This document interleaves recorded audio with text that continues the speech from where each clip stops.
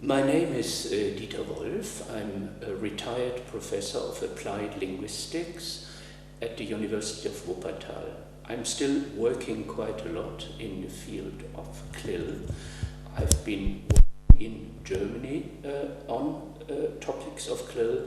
I've been working on the international scene with the European Commission, with the Council of Europe, and I've been advisor to several governments with respect to questions of CLIL. I've done quite a lot of research, not only on CLIL, but also on other questions of applied linguistics, for example, second language comprehension, computer-assisted language learning, and I've published quite a number of books and articles in this field. One of my most interesting projects was a European project which dealt at the Council of Europe with the European framework for CLIL teacher education. In this project we tried to develop a kind of framework for the education of CLIL teachers. What competences should CLIL teachers have?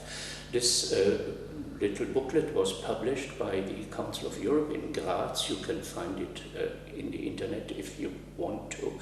The interesting thing about the framework is that it is not only a list of competences, but there is also a kind of curriculum by which you can try to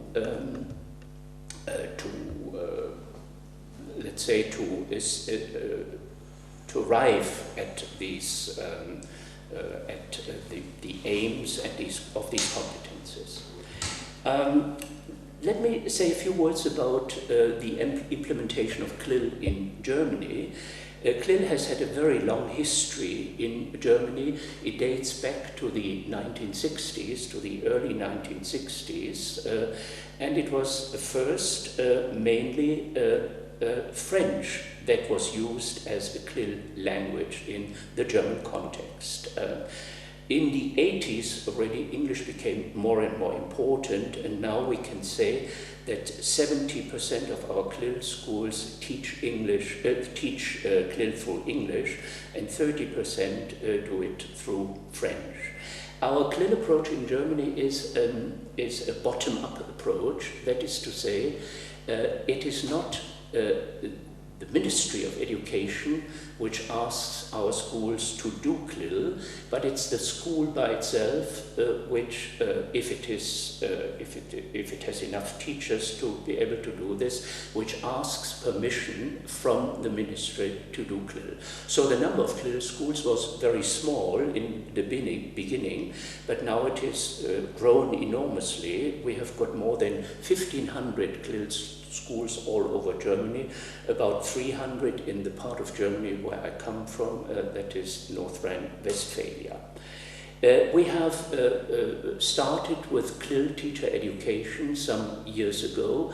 Some universities offer master degrees for CLIL, and some lower institutions of education, they offer courses for future CLIL teacher. And we have introduced not very long ago primary CLIL. We do this in something like 100 schools now all over the country, and it has become really a success story. The last thing I would like to talk about is CLIL assessment, because this has been a problem, is always a problem when you introduce CLIL into a state context or whatever you might call it. Content in German CLIL is assessed in the CLIL classes. That is to say, it is not the language which is evaluated, but the content. The language, the foreign language of the learner is evaluated in the language classes, because we have always got parallel language and CLIL classes in our schools. So content in the CLIL class and language in the parallel language course. At the final exam, let's say you do the Abitur, what we call the Abitur, the final exam, the student has got the choice what language he wants to choose in his CLIL subjects. He can either use his first language or he can use the CLIL language, let's say if he wants to do geography or history or whatever.